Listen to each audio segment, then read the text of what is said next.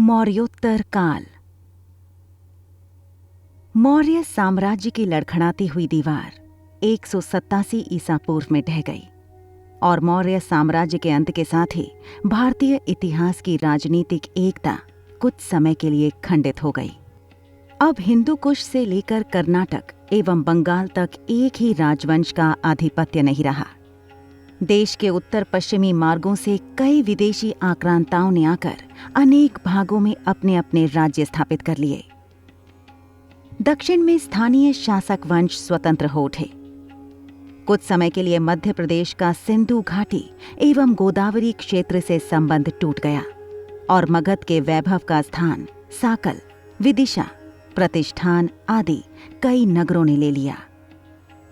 इस काल में मगध सहित भारत के विभिन्न हिस्सों में ब्राह्मण साम्राज्यों यथा शुंग, कण्व, सातवाहन एवं वाकाटक वंश का उदय हुआ।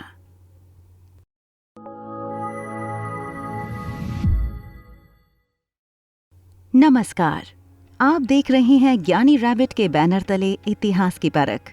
तो आइए हम चलते हैं अपने अगले एपिसोड की ओर, जहां हम इतिहास की प्राचीनता को मौर्योत्तर काल में हुए सत्ता परिवर्तन के क्रम में ब्राह्मण साम्राज्यों के उत्थान एवं पतन के संदर्भ में परिलक्षित कारणों पर प्रकाश डालते हुए उसके महत्व एवं परिणामों को समझने का प्रयास करते हैं।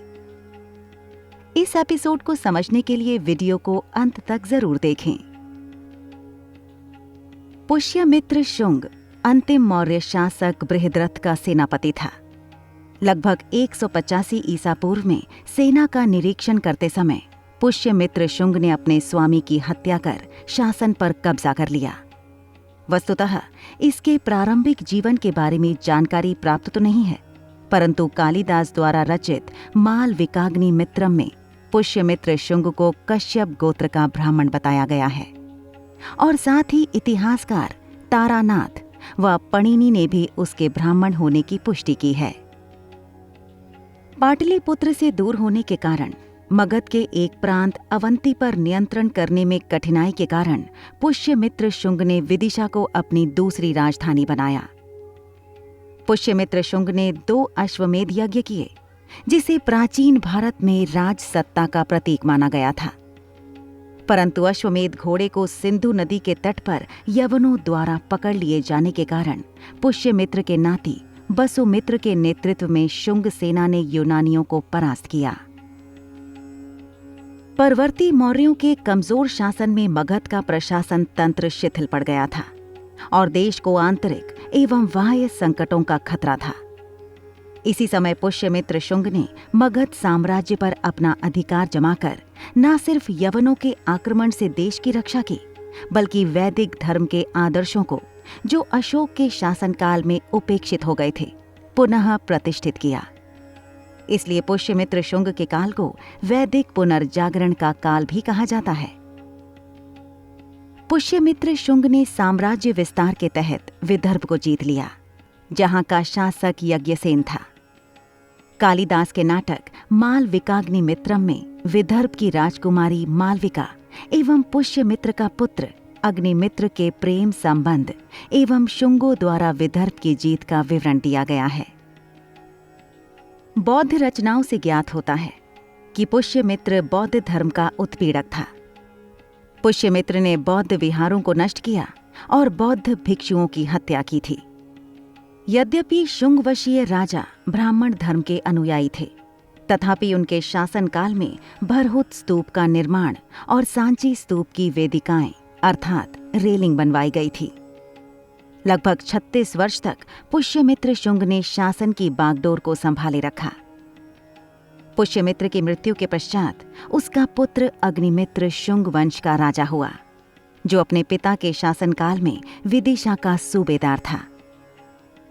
पुराणों के अनुसार शुंग वंश का अंतिम शासक देवभूति था, जिसकी हत्या 73 ईसा पूर्व में उसके ब्राह्मण मंत्री वासुदेव ने कर दी और इसी के साथ इस वंश का शासन समाप्त हो गया। वैदिक धर्मशास्त्र के सर्वाधिक महत्वपूर्ण स्मृति ग्रंथ मनुस्मृति की रचना और विदिशा के शिल्पियों द्वारा सांची स्तूप के द्वारों का निर्माण संभवतः इसी काल में किया गया था। वस्तुतः भाजा के विहार, बोध गया की वेष्टिनी और बेस नगर में गरुड़ ध्वज स्तंभ आदि शुंग कालीन कला के उत्कृष्ट नमूने हैं। शुंग वंश का अंतिम राजा देवभूति विलासी प्रवृत्ति का था। अपने शासन के अंतिम दिनों में अपने ही अमात्य वसुदेव के हाथों उसकी हत्या कर दी गई, जिसकी जानकारी हर्षचरित से प्राप्त होती है। वसुदेव ने जिस नवीन वंश की स्थापना की वह कण्व वंश के नाम से जाना जाता है, जिसका शासनकाल 75 ईसा पूर्व से लेकर 30 ईसा पूर्व तक था। अर्थात इस वंश का शासन मात्र 45 वर्ष रहा। इसमें केवल 4 ही शासक हुए, जिनके नाम क्रमशः वसुदेव, भूमिमित्र, नारायण और सुशर्मा था। इस वंश का तीसरा शासक नारायण कण्व एक अयोग्य एवं निर्बल शासक था, जिसके कार्यकाल में मगध साम्राज्य का विस्तार मात्र बिहार एवं पूर्वी उत्तर प्रदेश के कुछ इलाकों तक रह गया। कण्व वंश ने ब्राह्मण धर्म की पुनर्स्थापना में भारी योगदान दिया। इस वंश के अंतिम शासक सुशर्मा की हत्या कर उसके सेनापति सिमुक ने इस शासन का अंत कर दिया और फिर कण्व वंश के बाद मगध पर शासन करने वाले 2 वंशों की जानकारी मिलती है, जहां एक तरफ पुराणों के अनुसार आंध्र भितियों के शासन का उल्लेख मिलता है, तो वहीं दूसरी तरफ अन्य साक्ष्यों में मित्र वंश के शासन का स्पष्ट साक्ष्य प्राप्त होता है। प्रथम शताब्दी ईसा पूर्व में विंध्य पर्वत के दक्षिण में 2 शक्तियों का उदय हुआ, जिनके नाम क्रमशः कलिंग का चेदी एवं दक्कन का सातवाहन के रूप में मालूम पड़ता है। चेदी भारत की एक अत्यंत प्राचीन जाति थी। 6ठी शताब्दी ईसा पूर्व में चेदी महाजनपद विद्यमान था, जिसमें संभवतः आधुनिक बुंदेलखंड और उसके समीपवर्ती प्रदेश शामिल थे। चेतीय जातक में इसकी राजधानी सोत्थिवती बताई गई है, जिसे महाभारत में शुक्तिमती अर्थात शक्तिमती कहा गया है। लगता है कि इसी चेदी वंश की एक शाखा का स्थानांतरण कलिंग में हुआ होगा और उसने वहां एक स्वतंत्र राजवंश की स्थापना की। कलिंग के चेदी राजवंश का संस्थापक महामेघवाहन नामक व्यक्ति था, अतः इस वंश का नाम महामेघवाहन वंश भी पड़ गया। इस वंश का सर्वाधिक शक्तिशाली राजा खारवेल था। खारवेल प्राचीन भारतीय इतिहास के महानतम सम्राटों में से एक है, जो इस वंश का तीसरा शासक था। यह जैन धर्म का संरक्षक था। इसने जैनियों के लिए उदयगिरी एवं खंडगिरी में पहाड़ियों का निर्माण करवाया, जिसके साक्ष्य उड़ीसा राज्य के भुवनेश्वर के पुरी जिले से 3 मील की दूरी पर स्थित उदयगिरी पहाड़ी की हाथी गुफा से उसका एक बिना तिथि वाला अभिलेख प्राप्त होने से स्पष्ट होता है। इसमें खारवेल के बचपन, शिक्षा, राज्याभिषेक और राजा होने के बाद से 13 वर्ष तक शासनकाल की घटनाओं का क्रमबद्ध विवरण दिया गया है। हाथी गुफा अभिलेख खारवेल के राज्यकाल का इतिहास जानने का एकमात्र स्रोत है एवं इसी अभिलेख से जनगणना का प्रथम साक्ष्य मिलता है। इसमें कलिंग की आबादी 35,000 बताई गई है, जबकि सातवाहन वंश का शासन क्षेत्र मुख्यतः महाराष्ट्र, आंध्र और कर्नाटक था। पुराणों में इन्हें आंध्र भृत्य कहा गया है और अभिलेखों में सातवाहन कहा गया है। पुराणों में इस वंश का संस्थापक सिमुक अर्थात सिंधुक को माना गया है, जिसने कण्व वंश के राजा सुशर्मा को मारकर सातवाहन वंश की नींव रखी। इस राज्य की राजधानी प्रतिष्ठानपुर, जो आधुनिक आंध्र प्रदेश के औरंगाबाद जिले में स्थित थी। सातवाहन वंश के संस्थापक सिमुक ने 60 ईसा पूर्व से 37 ईसा पूर्व तक राज्य किया। उसके पश्चात उसका भाई कृष्ण था, जिसने 18 वर्षों तक शासन किया। इस क्रम में गौतमी पुत्र शतकर्णी, वशिष्ठ पुत्र पुलवामी एवं यज्ञ की शतकर्णी आदि इस वंश के प्रमुख शासक हुए, जहां गौतमी पुत्र शतकर्णी को पश्चिम का स्वामी कहा गया है, जिसने 2 अश्वमेध एवं एक राजसूय यज्ञ करवाए और अपने शासनकाल के 18वें वर्ष में नासिक में एक गुफा तपस्वियों को प्रदान की और साथ ही शासन के 24वें वर्ष में ब्राह्मणों को भूमि अनुदान देने की प्रथा आरंभ की। कालांतर में शकों की विजयों के फलस्वरूप सातवाहनों का अपने क्षेत्रों से अधिकार समाप्त हो गया था, किंतु गौतमी पुत्र शातकर्णी ने सातवाहन वंश की प्रतिष्ठा पुनः स्थापित करने में सफलता प्राप्त की।